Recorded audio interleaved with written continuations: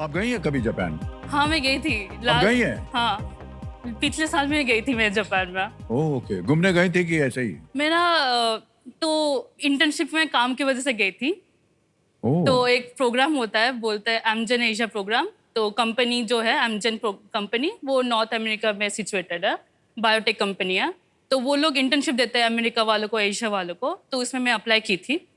तो उसमें एशिया में से 13 लोगों को सिलेक्ट किया गया था, 3 इंडियन से थे और मैं अकेली अपने इंस्टीट्यूट में से सिलेक्टेड ओह, हुई थी। वाह, वेल डन।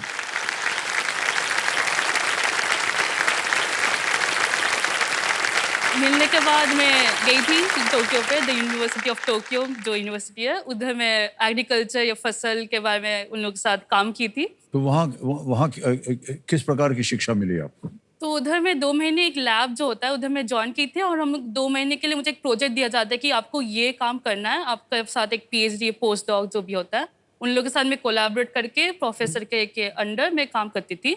तो हम लोग का काम था कि एक जो पौधा है, वो पौधा जब हम लोग फर्टिलाइज़र देते हैं, तो फर्टिलाइज़र का जो मेन नाइट्रोजन सोर्स होता है, जिससे वो लोग बड़े होता है। तो हम लोग वो उसके ऊपर पढ़ाई कर रहे थे कि डीएनए का कौन-कौन सा जो जीन होता है, कौन-कौन सा इन्फॉर्मेशन होता है जो डीएनए में रहता है, जिससे वो लोग ऐसा कर पाते हैं। तो उसके ऊपर मैं स्टडी करी थी कि कौन सा कैसे करके ये होता है, उसके ऊपर रिसर्च करी थी मैं। 2 महीने उसी में गया। बहुत बारीकी का काम होता है। बहुत बारीकी का काम था। अब हम तो लोग कभी सोचते नहीं कि इतना कुछ जाता है इसके पीछे। बहुत हम लोग का बहुत जाते रिसर्च में बहुत टाइम लगता है करने में। जी, पहले जी। सोचना होता है कि किसके ऊपर रिसर्च करें, किसके ऊपर क्या सवाल क्या पूछा है, फिर उसके ऊपर काम करना पड़ता है।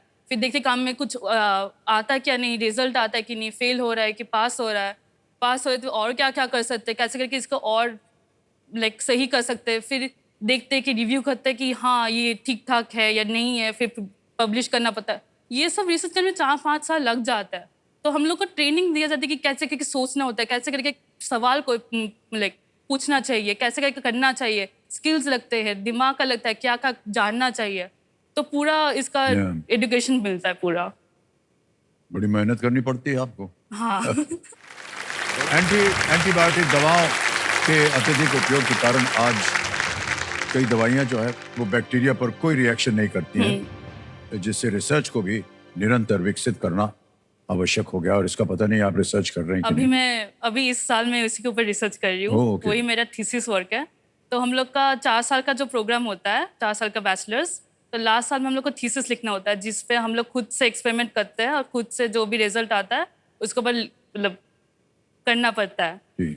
तो उसी के ऊपर कर रही हूँ, एंटीबायोटिक रेजिस्टेंस के ऊपर, जिसमें हम लोग देख रहे हैं कि कैसे करके ये लोग मतलब विकसित होते हैं, कैसे करके ये लोग बचते हैं और क्यों लाइक क्या कर सकते हैं इसके ऊपर, कौन से जीन सब फिर से कौन से डीएनए कैसे करके हो रहा है। तो उसी के ऊपर मैं पूरा काम कर रही हूँ। जी, क्योंकि एंटीबायोटिक जहाँ तक हमारी जानकारी है ज़्यादा नहीं दिया जाता है, ज़्यादा दिनों तक नहीं दी जाता है। हाँ, क्योंकि जितने भी बैक्टीरिया हैं वो 39 ट्रिलियन, वो धीरे धीरे जो है उससे साथ हाथ मिलाना शुरू कर देते वही हैं, होता है। है ना? बहुत बड़ा प्रॉब्लम होता है कि कोई अगर हम लोग को बीमारी होता है तो एंटीबायोटिक दिया जाता है। तो जैसा बोलते हैं डॉक्टर साहब, जैसे कि इतना 5 दिन के लिए खाना हाँ। पड़ता है, वही मानना पड़ता है। अगर नहीं माने, कम खाए या फिर ज़्यादा खाए, तो ये एंटीबायोटिक जो रेजिस्टेंस होता है, वो बढ़ने का बहुत चांसेस बढ़ जाता है। और जी। इससे अगर बाद में किसी और को बीमारियाँ हो इसी बैक्टीरिया से, तो एंटीबायोटिक उन लोगों को बचा नहीं सकता। हाँ। तो उसी के ऊपर बहुत प्रॉब्लम है। 50 अभी तो कुछ प्रॉब्लम नहीं हो रहा है, उतना ज़्यादा नहीं हो रहा है, पर 20, 50, 100 साल में ये ऐसा भी हो सकता है कि एंटीबायोटिक और काम में ना आए। तो वो उसी के एकदम ऊपर बंद हो जाएगा। हो सकता है। अभी तो वैसा बैक्टीरिया आ रहा है जिससे कोई कोई भी एंटीबायोटिक ना मार सके। तो अगर वो तो हो उस पे गया, आप रिसर्च कर रहे हैं कि पता हाँ, नहीं क्या वैसे होगा। ही जी, रिसर्च कर ओके। रही हूँ। तो आपके रिसर्च के लिए आपको अलग अलग देशों में भेजा जाता है या केवल आप अभी जापान ही गई हैं? अभी तक सिर्फ जापान ही गई हूँ। तो हम लोग खुद से अप्लाई करना पड़ता है, पूछना पड़ता है प्रॉफ्स को कि हम लोग आ सकते हैं, फंडिंग कैसा मिल सकता है। तो हम लोग वो भी देखते हैं। तो मैं अभी जो पढ़ाई कर रही हूँ, जो आईआईएससी में पढ़ाई कर रही हूँ, मैं देखती हूँ कि मैं उतना पैसा खर्च ना कर रही हूँ। तो केवीफाई जो स्कॉलरशिप है, वो मेरा पूरा आईआईएससी जो भी फीस है उसका पूरा ले लेता है। तो मुझे कुछ पैसा नहीं देना पड़ता है ये पढ़ाई करने में। ऐसे करके भी कहीं पे जाती हूँ, इवन जापान का जो भी था, वो लोग पूरा फंडिंग दिए थे, जी, पैसा जी, दिए थे जी। कि मैं जाके पढ़ाई कर सकूँ। तो मैं वही कर रही हूँ। मेरे जो भी दोस्त हैं, वो लोग भी कर रहे हैं अभी। वो लोग भी गए हैं, यूरोप गए हैं, अमेरिका गए हैं, ये सब रिसर्च करने में, क्योंकि उन लोग का है कि उन लोग का जो टेक्नोलॉजी है वो भी बहुत हाई एडवांस्ड है कंपेयर टू अभी जो हम लोग इंडिया में है। हम लोग इंडिया में वैसे दिमाग का कोई कमी नहीं है, पर टेक्नोलॉजी में थोड़ा सा पीछे है। तो हो सके कि मैं चाहती हूँ कि और भी टेक्नोलॉजी मिले, सब लोग को और भी चांसेस मिले कि ऐसा पढ़ाई और ऐसा रिसर्च और भी लोग करे कि सब लोग जान पाए, और स्पेशली पब्लिक को या लेकिन आम जनता को पता चले कि हाँ, रिसर्च एक बहुत इंपॉर्टेंट फील्ड है जो सब लोग को करना चाहिए। Like Yeah. इंजीनियरिंग डॉक्टर तो है, पर रिसर्च इज सो इम्पोर्टेंट कि बिना रिसर्च के कुछ होगा नहीं, कुछ उतना कुछ उन्नति नहीं होगा।